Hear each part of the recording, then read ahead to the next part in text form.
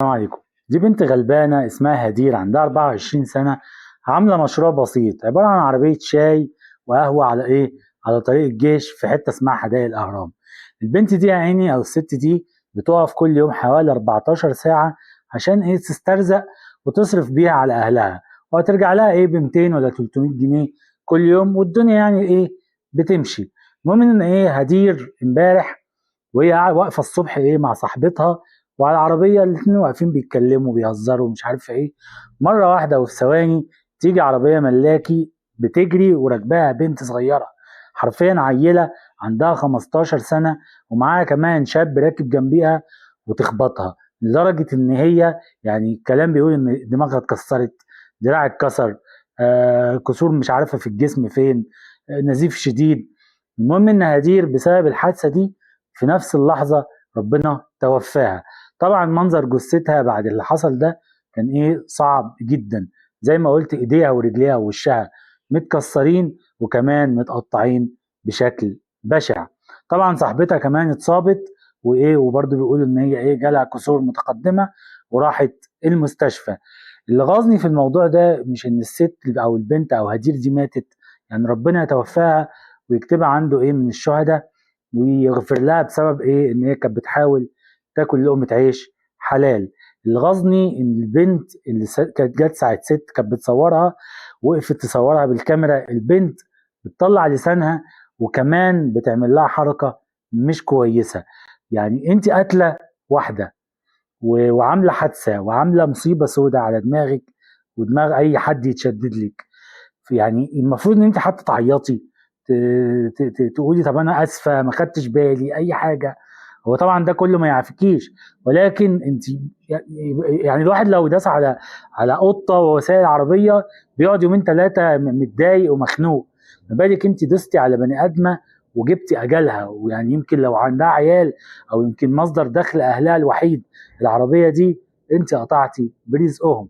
لا، البنت بتتصل بحد يعرفها وخلاص يا جماعه بسيطه، شوفوا تمشي ازاي، وبيتنكوا على الناس ومنتهى البجاحه بتطلع لسانها وتعمل حركه مش كويسه. وكمان اللي كانت كلمته في التليفون، شوفوا انتوا عايزين وشوفوا تخلص على واحنا نخلصها. بقى قيمه الانسان او قيمه البني ادم شويه فلوس، انما عيله عندها 15 سنه وحته عيل كمان جنبها بيعمل نفس الحوار، يموتوا الناس عادي خالص، اللي يموت يموت، واخرهم ديتهم شويه فلوس ويحلوا عن سمانه زي ما بيقولوا. فهل ده يرضي ربنا؟ هل ده يرضي بني ادمين؟ هل ده يرضي المجتمع؟ ما اعتقدش ان هو يرضي اي بني ادم عنده ذره دم او ذره نخوه. كمان بيقال ان البنت بعد ما خبطت الغلبانه دي نزلت من العربيه والولد قال لك انا اللي هلبسها، على اساس ان الواد ما عنده 15 سنه، فطبعا الواد قاصر وطبعا البنت قاصر، بس قال لك انا واد اشيلها، هتحمل السجن الكام يوم دول وبعد كده هخرج ان انا قاصر معليش احكام. والقصه كلها هتخلص على ان احنا هندفع غرامه ولا هندفع ديه لاهل الغلبانه اللي ربنا توفاها. تاني بكرر، هو ده قيمه الانسان.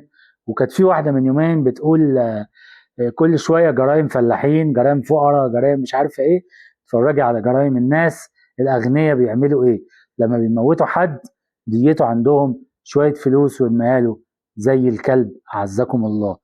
المهم ان هدير راحت للي خلقها، ودمها للاسف كمان هيروح حضر عشان خاطر واحده ما عندهاش ريحه الدم ولا عندها اي احساس ولا عندها مسؤوليه، هي بس ماشيه تشيل في خلق الله وكانهم مش مخلوقات او مش بني ادمين، وكانها دايسه على صراصير. طبعا بكره هيظهر المحامي كمان الشاطر اللي هيلاقي اي ثغره، وطبعا الثغره معروفه ان هي عيله صغيره ويطلعها زي الشعره من العجين.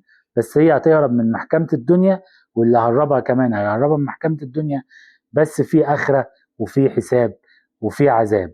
اتمنى ندعي لها بالرحمه، واتمنى يا جماعه ما تسكتوش عن الحادثه دي عشان حق الست الغلبانه دي يرجع، وعشان كل الاغنياء او كل اللي معاهم نفوذ او فلوس يعرفوا ان هي مش مجرد فلوس، وان حياه البني ادمين مش بالساهل.